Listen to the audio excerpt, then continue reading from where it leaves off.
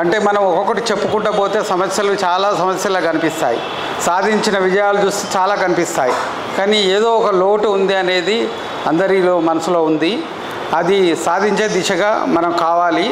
దీనికి ఏ విధంగా మనం చేయాలంటే ఇవాళ చెన్నైలో ఒక మీటింగ్ జరుగుతుంది. చెన్నైలో డిఎంకే ఆధ్వర్యంలో మీటింగ్ జరుగుతుంది. మిగతా పొలిటికల్ పార్టీలు కానీ ద్రావిడ పార్టీలను చూస్తే మనం గొప్ప సందేశాన్ని తీసుకోవచ్చు. ఎందుకంటే నిరంతరం క్రియాశీలకంగా ఉంటారు వాళ్ళు.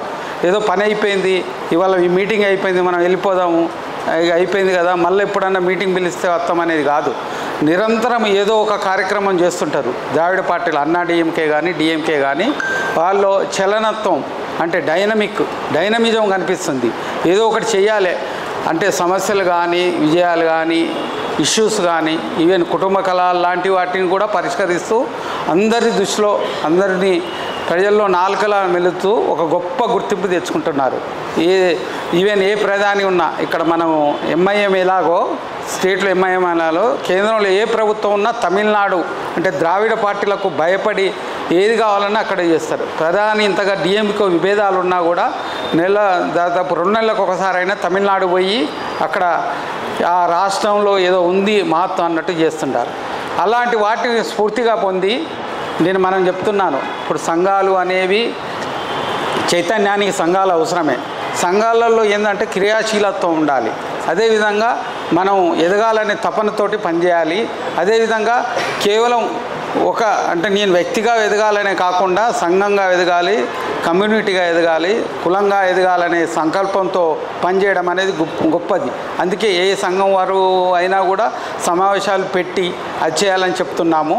ఈ మధ్య మనం చూసాము, ఈ తాండూరులో మొన్న మొల్ల విగ్రహానికి మేమంతా వెళ్ళాము. వారు గొప్ప సంకల్పం ఎవరో చెప్పి మనం బయట నుంచి చెప్పలేము. వాళ్ళే ఒక ఆలోచన వచ్చి వాళ్ళు అక్కడ ఒక విగ్రహాన్ని ఏర్పాటు చేసి మమ్మల్ని అందరినీ ఇస్తే మాకు ఆనందం చేసింది. ఆ సంకల్పం మరి రాష్ట్రంలో 12,769 గ్రామాలు ఉన్నాయి. అలా ఎందుకు రావట్లేదు అంటే అది లోటే మనలో. వారే రావాలి. వచ్చిన తర్వాత అంటే ఇప్పుడు మన శ్రీనివాస్ అన్న చెప్పారు, అంటే మనం అడుక్కోవడం కాదు, మన దగ్గరికి వచ్చి యాచించే పరిస్థితి తేవాలి. అంటే ఆ శక్తి ఉన్నట్టు మనం నిరూపించుకోవాలి కదా. ఆ విధంగా మనం నిత్యము కార్యక్రమాలు చేయడంతో పాటు మనం ఇలాంటి సమావేశాలు కూడా నిర్వహించాలని అదే చెప్తున్నాము. అదేవిధంగా ఇకపోతే ఈ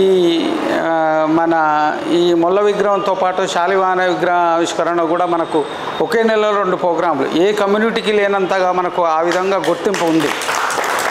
అదేవిధంగా మనము ఒక స్థిరపడి ఇప్పుడు స్థానిక సంస్థల ఎన్నికలు రాబోతున్నాయి, ఆగస్టు సెప్టెంబర్ మాసాల్లో ఉంటాయి.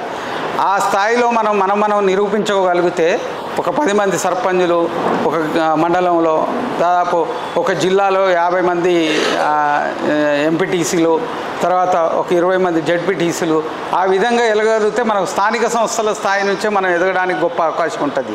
కాబట్టి ఈ విధంగా చైతన్యం చేయాలనేది ఉంది. ఇకపోతే ఈ మధ్య మేము కూర్చున్నప్పుడు కూడా డిస్కషన్ వచ్చింది. ఉప్పల్ బగాయత్తులో మనకు ల్యాండ్ ఇచ్చారు. కాకపోతే మనం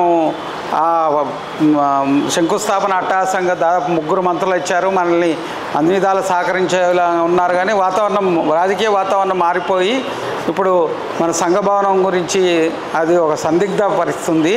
ఈ టైంలో అలాంటి ఆలోచనలు కూడా మనం చేసి పెద్దలు పూర్ణచంద్రరావు గారి ఆధ్వర్యంలో మనం అందరం కలిసి కూర్చొని దాన్ని ఏ విధంగా ముందడుగు వేయాలనేది చేస్తే మనకు ఒక భవనం వస్తే మనము అట్లా చూపించడానికి, ఇప్పుడు అన్నారు చెప్పినట్టు, ఇప్పుడు మొల్ల శాలివాహనలు అట్లా చెప్పుకున్నట్టు అది మనకు సూచికలు గ్లోబల్ ఇండికేషన్ టైపు అలా చూపించడానికి కూడా ఒక పెద్ద భవనం ఉంటే మనం ఆ విధంగా అందరూ పోయి మాట్లాడడము, ఇది కూడా వీళ్ళలో ఒక ఉనికి ఉందని చాటడానికి కూడా అవకాశం ఉంటుంది. అలాంటి కార్యక్రమాలు చేయాలని మరొకసారి నేను అందరికీ విజ్ఞప్తి చేస్తూ ఈ గొప్ప సంకల్పంతో ఈ సేవ ప్రారంభమైంది. ఎందుకంటే అందరూ గొప్ప మచ్చలేని వ్యక్తులు మనం చూస్తుంటాం. ఏదో విధంగా చూస్తే బయట ఏదో కుంభకోణాల్లో చిక్కి ఏదో పేరు లేకుండా చేయడం అని ఉన్నారు. కానీ మనల్ని చూస్తే గొప్ప ఆదర్శవంతులు. పూర్ణచంద్రరావు సార్ పేరు చెప్తే నిప్పు లాంటి మనిషి. ఈవెన్ ఏ ప్రపంచం 2 రాష్ట్రాల్లో కూడా ఆయన పేరు చెప్తే ఎంత ఉండేది. దురదృష్టవశాత్తు అత్యున్నత స్థాయి కావాల్సి ఉంటే కాకపోతే కుల సమీకరణాలు పనిచేయక అంతవరకు పోయి ఆగారు. అదేవిధంగా రవిశంకర్ గారు మన 2 స్టేట్ల నుంచి వస్తుంటారు. ఈఎన్టీ సమస్యలకు వాళ్ళు వస్తే పోయి చేస్తుంటారు. ఎవరిని చూసినా మన వాళ్ళు ఆనిముత్యాలు లాంటి వాళ్ళు.